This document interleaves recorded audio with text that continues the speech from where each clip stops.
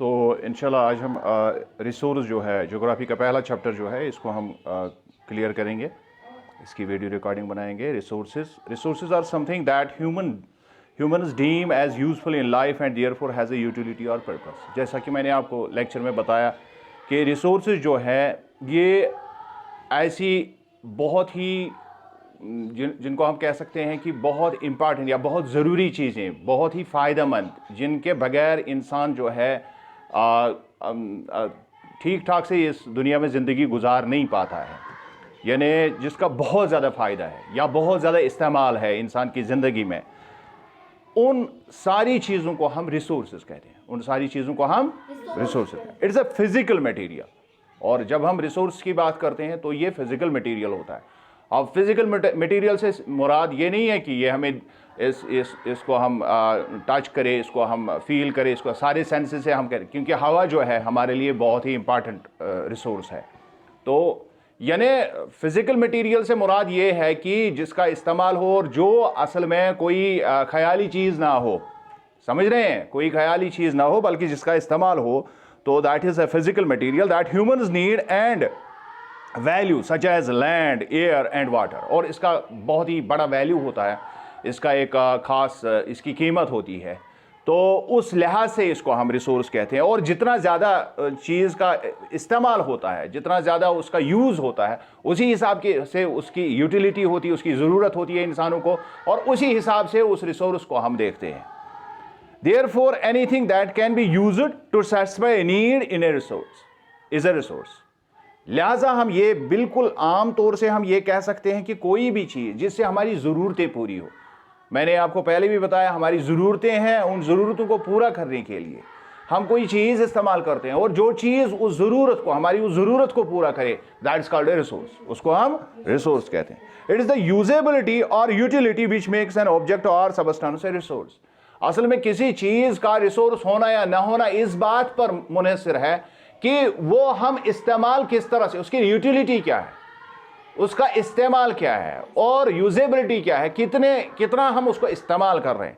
जिस चीज़ को जितना हम इस्तेमाल में लाते हैं उसकी कदर कीमत उसी तरह से बनती है, और वो उतना ही इंपॉर्टेंट हमारी ज़िंदगी में वो रिसोर्स हो जाता है। और रिसोर्स का जो हम उर्दू में ट्रांसलेट करते हैं वो वसाइल करते हैं। और जब भी मैं पढ़ाता हूं तो मैं कहता हूं कि हमारे मसाइल होते हैं, और मसाइल को हल करने के लिए हम वसाइल का इस्तेमाल करते हैं। ये बड़ा ही अहम, अगर आप इस टर्म को याद रखेंगे तो बहुत ही अच्छा आपके लिए है कि हमारे बहुत सारे मसाइल हैं। उन मसाइल के हल करने में जो मटेरियल हम इस्तेमाल करते हैं, मटेरियल मसले हमारे पास होते हैं, तो दैट इज कॉल्ड, उनको हम वसाइल कहते हैं, उन्हीं को हम रिसोर्सेज कहते हैं। और resources have some value as per their use और यूटिलिटी। लिहाजा हर एक रिसोर्स का यूज के अकॉर्डिंग, यूटिलिटी के अकॉर्डिंग, उसकी ज़रूरत हमारी कितनी है, उसका इस्तेमाल कितना किया जाता है, उसी हिसाब से रिसोर्स की कीमत होती है, कदर कीमत या मंजिलत उसकी उसी हिसाब से होती है। The value of resources can be economic, social और एनवायरमेंटल। तीन तरह से हम देख सकते हैं कि रिसोर्स की अहमियत जो है, इसकी इक्तिसादी अहमियत हो सकती है, समाजी अहमियत भी हो सकती है, और यहाँ तक कि जो एनवायरमेंटल उसकी ज़रूरत हो सकती है। तो उसी हिसाब से उसको हम रिसोर्स कह सकते हैं। Time, technology and human talent, तीन चीजें, time, technology and human talent are the important factors that change substances into resources. जितनी भी चीजें आप इर्द गिर्द देखते हैं उनको हम सबस्टेंसेस कहते हैं, उनको रिसोर्सेज नहीं कहते हैं। रिसोर्स हम उन्हीं को कहते हैं जो हम इस्तेमाल में लाएं, जिनकी यूटिलिटी हो। सारी चीजें असल में सबस्टेंसेस कहलाती हैं। सारी चीजें असल में क्या कहलाती हैं? सबस्टेंस। सबस्टेंस को रिसोर्स में चेंज करने के लिए तीन चीजें बड़ी अहम होती है। वो वक्त के साथ रिसोर्स में कन्वर्ट होती है, और दूसरी टेक्नोलॉजी के जरिए उसको रिसोर्स बनाया जा सकता है, और इंसान अपनी टैलेंट के जरिए से, इंसान अपने जो उसको अल्लाह ने सलाहियतें दी है, उन सलाहियतों के जरिए से वो मुख्तलिफ चीज़ों को रिसोर्स में कन्वर्ट करता है। ये बड़ी इंपॉर्टेंट बात है। अब हम जब देखते हैं मुख्तलिफ किस्म के हमारे पास रिसोर्सेज पाए जाते हैं, वी कॉल देम टाइप्स, यानी टाइप्स ऑफ रिसोर्स, मुख्तलिफ किस्म के रिसोर्सेज हैं। Resources are usually classified into 3 types. और लेक्चर में मैंने आपको बताया 3 टाइप्स के रिसोर्सेज हमारे पास होते हैं। वन इज नेचुरल, दूसरा है ह्यूमन मेड, और तीसरा है ह्यूमन रिसोर्स। तो हमारे पास ये 3 रिसोर्सेज हैं। नेचुरल होते हैं, यानी जो नेचुरली ऑकरिंग, जो कुदरत ने खुद दिए हैं हमें, और उसके बाद हम चंद एक चीज़ों को उनको हम कन्वर्ट करते हैं रिसोर्सेज में, सबस्टेंस हमारे पास मौजूद होता है तो हम उसको किसी तरह से अपना टैलेंट यूज करके हम उसको चेंज करते हैं, तो that is called then human made resource. और ह्यूमन्स तो अगर ह्यूमन्स नहीं होंगे तो कोई किसी भी रिसोर्स को हम रिसोर्स में कन्वर्ट ही नहीं कर सकते हैं। या असल में ह्यूमन्स हैं तो ह्यूमन बजाय खुद एक रिसोर्स है। Natural resources which are obtained from nature are called natural resource. अब जो रिसोर्सेज जो हम डायरेक्ट फितरत से जिनको हम लेते हैं, जिनको हम एनवायरनमेंट से सीधे लेते हैं, तो उनको हम नेचुरल रिसोर्सेज कहते हैं। Some of the natural resources can be used directly, और उनका हम डायरेक्ट इस्तेमाल करते हैं, बिल्कुल उनके बीच में ह्यूमन इंटरवेंशन नहीं होता है, इंसान उसमें कोई अमल दखल नहीं करता है। While for some others we need the help of some technologies, जबकि चंद एक रिसोर्सेज ऐसे हैं वो तो सबस्टेंसेस हमारे पास मौजूद है, लेकिन उन सबस्टेंसेस को रिसोर्स में कन्वर्ट करने के लिए हमें टेक्नोलॉजी की जरूरत पड़ती है। और ये टेक्नोलॉजी किसके पास होती है? असल में इंसान के पास। और असल में वो टेक्नोलॉजी डेवलप कौन करता है? वो भी इंसान ही करता है। सो types of natural resources. Natural resources can be classified on the basis of their level of development and use, origin, stock and distribution. अब जब हम नेचुरल रिसोर्सेज की बात करेंगे तो उनके अपने टाइप्स हैं। हमने कहा 3 कैटेगरीज, 3 टाइप्स के असल में रिसोर्सेज हैं। एक हमारे पास नेचुरल है, दूसरा हमारे पास ह्यूमन मेड है, और तीसरा हमारे पास ह्यूमन रिसोर्स है। अब हम जब नेचुरल रिसोर्स को देखते हैं तो उसके भी अपने टाइप्स हैं, और वो टाइप्स किस एतबार से हम कह सकते हैं कि उनका डेवलपमेंट कितना किया है हमने। कोई सबस्टेंस हमारे पास है तो उसको हमने अभी तक डेवलप नहीं किया है नेचुरल रिसोर्स में, तो वो सिर्फ सबस्टेंस ही कहलाएगा, पोटेंशियली वो पोटेंशियल रिसोर्स कहलाया जाएगा। लेकिन यूज के एतबार से भी हमारे पास बहुत सारे, कुछ बहुत ज्यादा हम यूज करते हैं, कुछ बहुत कम यूज करते हैं। इसी तरह ओरिजिन, कहां से ये चीज आती है, उस हिसाब से भी हम नेचुरल रिसोर्स को डिस्ट्रीब्यूट करते हैं। इसके अलावा स्टॉक हमारे पास कितना है, क्या बहुत है या कम है। तो इसी तरह एक और चीज है डिस्ट्रीब्यूशन, कहां पर ये नेचुरल रिसोर्सेज पाए जाते हैं, उसको कहते हैं डिस्ट्रीब्यूशन। तो हम एक एक करके इनको देखते हैं। सबसे पहले classification of natural resources on the basis of development and use. पहले हम देखेंगे डेवलपमेंट और यूज के एतबार से रिसोर्सेज की किस्में। उसमें हमारे पास जो है हम 2 किस्में उसमें देते हैं। कितने किस्में? एक होते हैं एक्चुअल रिसोर्सेज, दूसरे होते हैं पोटेंशियल रिसोर्स। इस पर हमने बात की लेक्चर में। एक्चुअल रिसोर्स वो resource whose quantity is known, जो हमें पता है कितना है हमारे पास, and which are being used at present, और उनका इस्तेमाल इस वक्त हो रहा है, they are called actual resource. उनको क्या कहते हैं? और कोल और पेट्रोलियम का पूरा दुनिया में इसकी कैलकुलेशन हो गई है, कितना है, कहां पर है, किस किस जगह पर, और इस्तेमाल भी होता है। तो this is called actual resource, this is called actual resource. अब होता है पोटेंशियल रिसोर्स। पोटेंशियल रिसोर्स क्या होता है? Resources whose entire quantity may not be known.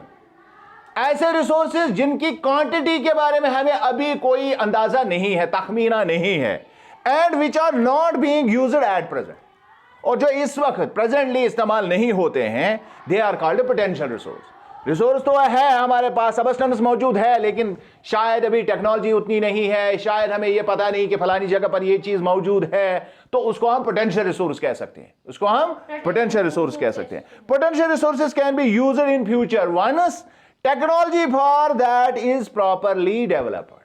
Potential resource हम यूज कर सकते हैं उस वक्त जब हमारे पास वो टेक्नोलॉजी आएगी, उसका इस्तेमाल हम करेंगे। For example uranium reserve in Ladakh, अभी हमें पता नहीं है कितना वहां है, पता है वहां, लेकिन ये पता नहीं कितना है, और उसके लिए अभी टेक्नोलॉजी भी नहीं है, लेकिन मौजूद है रिसोर्स हमारे पास। समझ रहे हैं? तो this is called a potential resource. क्या कहते हैं इसको? अब आपको फर्क समझ आ गई। यानी जब हम कहते हैं एक्चुअल रिसोर्स, उसका हम यूज भी करते हैं और पता भी है कितना है। जब हम कहते हैं पोटेंशियल रिसोर्स, हमें पता है ये रिसोर्स है, या तो टेक्नोलॉजी हमारे पास नहीं है, या ये पता नहीं है कितना हमारे पास है, तो that is called a potential resource. उसके बाद classification of natural resources on the basis of origin, कहां से ये ताल्लुक रखते हैं, ये कहां से आए हैं। तो उसका हम जब हम देखते हैं दुनिया को हम 2 हिस्सों में तकसीम करते हैं, पूरी कायनात को हम 2 हिस्सों में तकसीम करते हैं। एक होता है एबायोटिक, दूसरा होता है बायोटिक।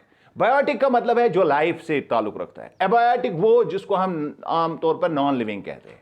तो एबायोटिक रिसोर्सेज कौन कौन से हैं? Resources which come from non living. Abiotic वो रिसोर्सेज जो नॉन लिविंग से आते हैं, मसलन पत्थर हमारे पास है, हमारे पास हवा है, हमारे पास पानी है। ये वो रिसोर्सेज हैं जो लिविंग बींग से ताल्लुक नहीं रखते हैं। बात समझ रहे हैं?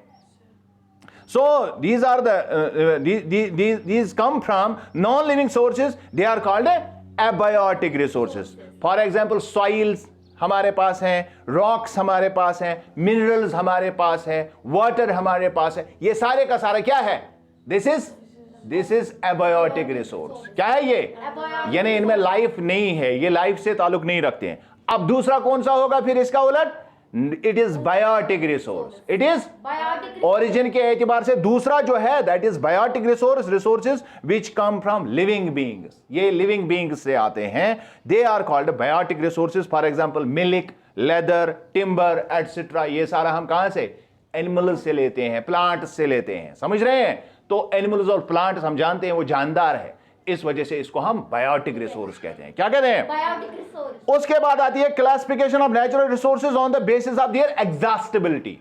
यानी कब तक, अगर कोई रिसोर्स हमारे पास है तो कब तक ये रिसोर्स हम यूज कर सकते हैं, ये कब खत्म हो जाएगा, उसको एग्जॉस्टिबिलिटी कहते हैं। यानी ये चीज क्या हमेशा रहेगी या ये चीज खत्म हो जाएगी। तो उसमें रिसोर्स की दो किस्में उसमें भी है। एक को हम रिन्यूएबल कहते हैं और दूसरे को हम नॉन रिन्यूएबल कहते हैं। तो रिन्यूएबल का मतलब है जो रिन्यू होता है, बार बार जो इस्तेमाल होके फिर बनता है।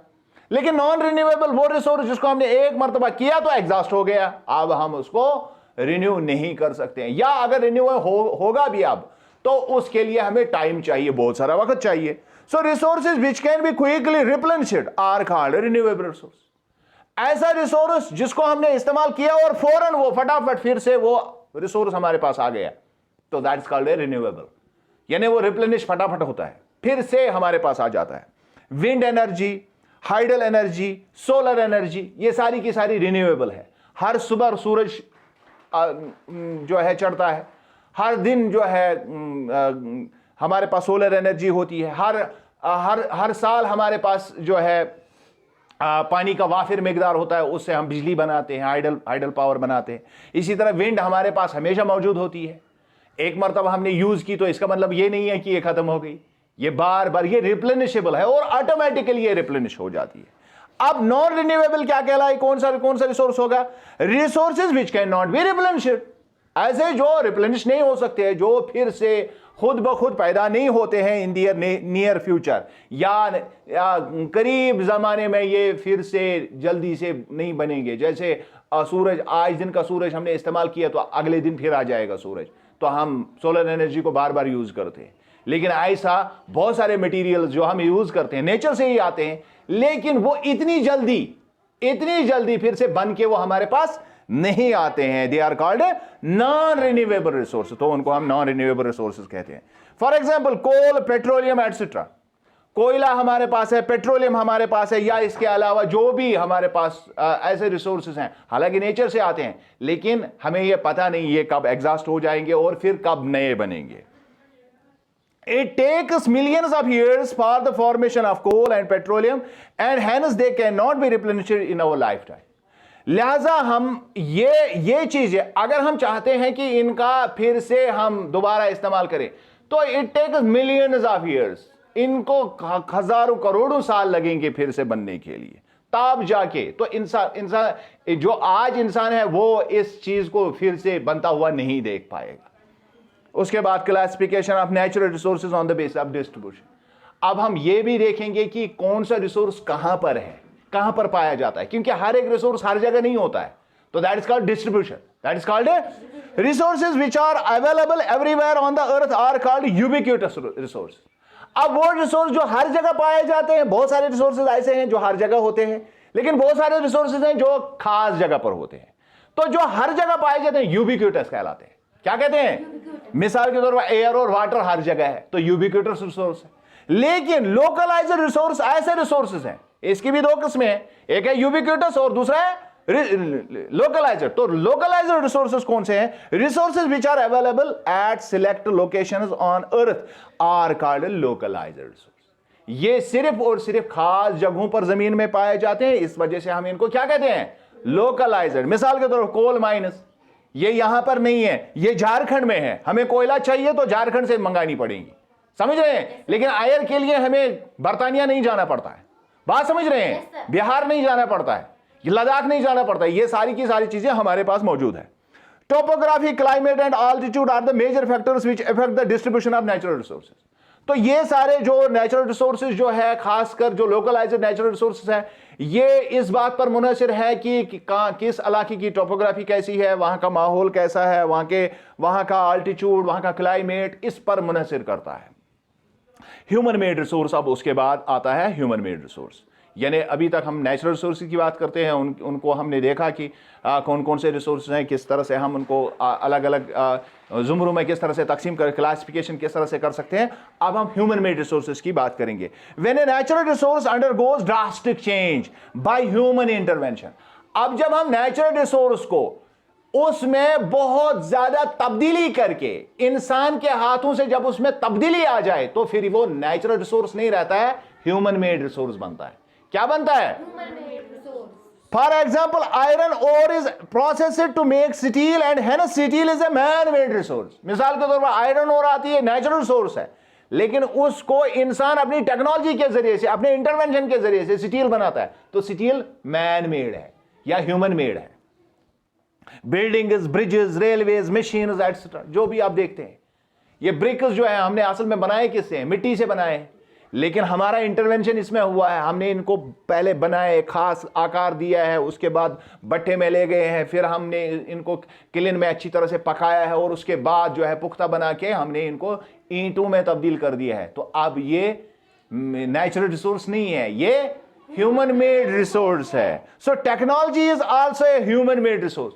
बजाय खुद जिस टेक्नोलॉजी का इस्तेमाल इंसान करता है किसी भी चीज को, किसी भी नेचुरल रिसोर्स को कन्वर्ट करने के लिए, तो वहां पर टेक्नोलॉजी भी असल में ये भी मैन मेड या ह्यूमन मेड रिसोर्स है। उसके बाद आता है लास्ट वाला ह्यूमन रिसोर्स। अब ये आखिरी है। Human resource, people are the human resource. जो भी जहां कहीं भी लोग रहते हैं, they are called human resource. Education and health improve the quality of human resource. लेकिन अगर हम लोगों को तालीम दे और उनका सेहत अच्छा रखने की कोशिश करें, वो सेहतमंद हो, तो ह्यूमन रिसोर्स जो है उसकी क्वालिटी जो है वो इंप्रूव हो जाती है। यानी अगर किसी मुल्क के लोग बीमार हैं तो हम कहेंगे उनका ह्यूमन रिसोर्स कमजोर है। अगर किसी मुल्क में लोग अनपढ़ हैं तो हम कहेंगे उनका ह्यूमन रिसोर्स कमजोर है। तो हम उनको डेवलप कर सकते हैं। ह्यूमन रिसोर्स को डेवलप किया जाता है 2-3 तरीकों से। असल में 3 तरीके इसमें, एक है एजुकेशन, दूसरा है हेल्थ, और तीसरा है स्किल। उनको स्किल सिखाए जाते हैं। Improving the quality of people's skills to enable them to create more resources is called human resource development. जब हम इंसानों के स्किल को डेवलप करते हैं तो हम कहते हैं कि इसमें हमने ह्यूमन रिसोर्स की डेवलपमेंट की है, इसको ह्यूमन रिसोर्स डेवलपमेंट कहते हैं। यानी जब हम इंसानों को मुख्तलिफ किस्म की हुनर सिखाएं, उनको टेक्नोलॉजी का नो हाउ दें, उनको एजुकेशन दें, उनकी हेल्थ फैसिलिटी को इंप्रूव करें, तो हम कहते हैं this is called human resource development. Human resource development. अब चूंकि हमारे पास ये रिसोर्सेज जो हैं ये हमेशा नहीं रहेंगे, ये किसी शख्स का वहम है अगर वो ये समझता है। इस वजह से हमें कंजर्वेशन करनी है। तो कंजर्विंग रिसोर्सेज एक बड़ा कॉन्सेप्ट है इंसानों के लिए। अगर हम चाहते हैं कि इस जमीन पर हमारा दवाम रहे, हम बहुत लंबी मुद्दत तक इस जमीन पर कायम दायम रहे इंसानियत, तो हमें रिसोर्सेज का बहुत ख्याल रखना है। हमें रिसोर्सेज का, that is called conservation of resources. उसको क्या कहते हैं, कैसे किया जाता है? Most of the natural resources are limited in stock. पहली बात, ये सारे नेचुरल रिसोर्सेज जितने भी हैं ये लिमिटेड हैं। अब वो रिसोर्सेज जो रिप्लेनिशेबल खुद हैं, उनमें अगर हम कोई ऐसी टेक्नोलॉजी के जरिए से या अपनी इंटरवेंशन के जरिए से अगर उनको ज्यादा बुरी तरह से मुतासिर ना करें, तो वो हमारे लिए हमेशा के लिए हमारे पास रहेंगे। लेकिन कुछ एक रिसोर्सेज तो खत्म होने ही वाले हैं, वो तो खत्म जरूर होंगे। Even some of the renewable resources can become scarce if they are not used judiciously. यहां तक कि कुछ ऐसे रिसोर्सेज जो बार बार रिन्यू होते हैं, रिन्यूएबल रिसोर्सेज भी अगर हम ठीक तरह से इस्तेमाल नहीं करेंगे, मिसाल के तौर पर अगर वाटर हम ठीक तरह से इस्तेमाल नहीं करेंगे, ये भी खत्म हो जाएगा। हवा अगर ठीक तरह से इस्तेमाल नहीं होगा, इसके साथ हमने कोई छेड़छाड़ की, तो ये भी खत्म हो जाएगा। समझ रहे हैं? लैंड भी खत्म हो सकती है। इस वजह से किसी भी रिसोर्स को हम ये नहीं फॉर ग्रांटेड नहीं ले सकते हैं। लिहाजा हमें हर एक चीज को जुडिशियसली इस्तेमाल करना है। We are already facing shortage of water at many places because of excessive exploitation of water. और बहुत जगहों पर तो वाटर स्कैर्सिटी तो हो गई है। और कुछ एक एनवायरमेंटलिस्ट्स कहते हैं कि अगली जंग जो होगी, अगर दुनिया में खुदा ना खास्ता ऐसा ना हो, अगर जंग होगी तो पानी पर हो जाएगी। किस पर? क्योंकि पानी इतना ज्यादा इंपॉर्टेंट है ह्यूमंस के लिए कि इसके बगैर जिंदा रहना नामुमकिन है। Hence, it is important to consider the natural resources। इसलिए हमें इस बात का ध्यान रखना चाहिए, जितने भी नेचुरल रिसोर्स उनको हम फॉर ग्रांटेड ना लें, इनको डेवलप करें, इनको इनकी हिफाजत करें और इनकी कंजर्वेशन का खास ख्याल रखें। Conservation not only secures our life but also the life of the future generations. ये भी हमें देखना है कि अगर हमें यहां अक्सर बेशतर जब हम रिसोर्सेज का इस्तेमाल करते हैं तो हम ये सोचते हैं कि अपने बच्चों के लिए ये करें, लेकिन हमें ये पता नहीं, हम इतना डिस्टर्ब करते हैं एनवायरनमेंट को कि अपने बच्चों के लिए तो हम दुनिया को अब शायद इतना बर्बाद कर चुके हैं इंडस्ट्रियल पोल्यूशन से या मुख्तलिफ किस्म के इंटरफियर करने की वजह से कि आने वाली जनरेशन बहुत मुश्किल फेस करेंगी। समझ रहे हैं मेरी बात? लिहाजा हमें ये इस बात को पहले से ही सोचना है। ये एक अलार्मिंग सिचुएशन है इस वक्त दुनिया की। Making a balance between our need and conservation of resources is called sustainable development. अब जो हमारी जरूरत है और जितना हमारे पास रिसोर्स है उसी अकॉर्डिंग, एक उर्दू में एक कहावत है, जितनी चादर देखो उतने पांव फैलाओ। जितनी चादर देखो उतने, ये बहुत पुराने जमाने में लोगों ने, और फिर जब हमारी जनरेशन आ गई तो बहुत सारे लोगों ने इसका मजाक उड़ाया और उन्हें कहा कि नहीं, चादर ही लंबी कर दो, फिर जितना मर्जी है उतने पांव फैलाओ। लेकिन हम चादर को इतना खींचा, अब हमने इस चादर को इतना खींचा है कि अब चादर ही खत्म होने वाली है, अब चादर ही टूटने वाली है। असलोमा चादर वहीं क्यों वहीं चाहिए। अब ऐसा लग रहा है कि चादर भी नहीं बचेगी तो फिर सोने वाला कहां बचेगा। समझ रहे हैं मेरी बात? तो हमें अब रिसोर्सेज को उस एतबार से कि कितने हैं हमारे पास, हमें कितना इस्तेमाल करना है, हमारी जरूरत कितनी है, उसी हिसाब से अगर हम करेंगे तो this is called sustainable development. क्या कहते हैं? एक होती है रिसोर्स डेवलपमेंट, दूसरी होती है सस्टेनेबल डेवलपमेंट। सस्टेन करना यानी इसको लंबी मुद्दत तक चला के लेना है। अभी पता नहीं कितनी जनरेशन और आएंगी इस दुनिया में, उनके लिए भी कुछ बचा के रखना है। सारा हम ही खत्म नहीं करेंगे।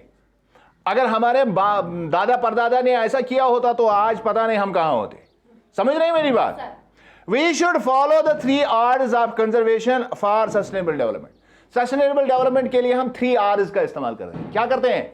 3 R's का इस्तेमाल। आरा नहीं चलाना है रिसोर्सेज पर, आर का इस्तेमाल करना है। आरे का इस्तेमाल नहीं करना, हम आरे का इस्तेमाल कर रहे हैं। तो हम रिसोर्स काट काट कर खा रहे हैं, लेकिन हमें आरे की जगह आर का इस्तेमाल करना है। और ये 3 R's कौन कौन से हैं? रिड्यूस यानी यूसेज को कम करना। We should reduce consumption. हमें जितना चाहिए उतना ही करें। और आप जानते हैं कि जब भी अगर हम खाना ज्यादा खाएंगे तो फैटी हो जाता है आदमी, फिर बीमार पड़ता है। समझ रहे हैं मेरी बात? हर चीज का, नमक का इस्तेमाल ज्यादा करेंगे तो ब्लड प्रेशर आ जाता है। कोई भी चीज अल्लाह ने असल में ये सिखा रखी है हमें, फितरत हमें इसका सबक देती है। जो भी जितना गलत करता है इन चीजों में तो उसके साथ गड़बड़ हो जाती है। Then comes reuse. We should reuse as many items as possible. और बहुत सारी चीजें हम घर में यूं ही छोड़ देते हैं, हालांकि अभी वो काबिल इस्तेमाल होती हैं।